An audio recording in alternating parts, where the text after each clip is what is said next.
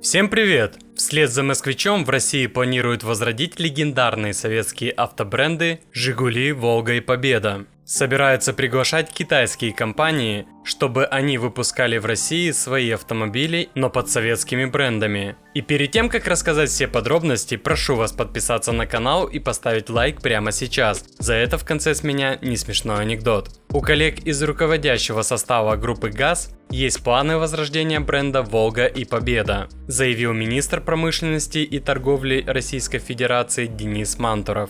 Отвечая на вопрос о том, будут ли выпускать такие машины в Нижнем Новгороде, глава Минпромторга сказал, что проект может быть реализован на разных площадках. Возможные сроки запуска их производства он не уточнил. Вслед за «Москвичом», «Волгой» и «Победой» в России могут возродить еще одну марку – «Жигули», сообщил автоэксперт Вячеслав Субботин. Вместо того, чтобы придумывать новые названия, можно использовать то, что уже есть в голове у людей. Например, название «Москвич» там есть, поэтому его и используют. Таким образом можно начать выпускать и «Жигули», но уже с современной конструкцией. Сначала выйдет «Москвич», а потом посмотрим, заявил автоэксперт Вячеслав Субботин. Он подчеркнул, что старые бренды не равно старые автомобили и устаревшие технологии. Напротив, под давно известными марками будут выпускаться модели с современными технологиями. При этом помогать российским заводам в выпуске новых авто под советскими брендами будут китайские автопроизводители.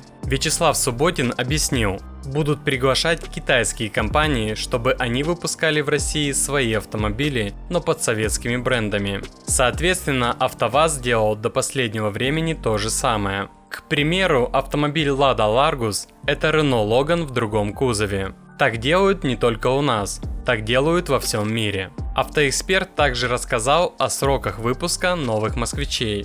По его словам, на запуск их производства потребуется не меньше года. И от того, как рынок отреагирует на новые москвичи, будет зависеть возвращение автомобилей «Жигули», «Волга» и «Победа». Ну и обещанная мною шутка юмора. После решения возродить выпуск советских автомобилей резко подорожали гаражи со смотровыми ямами.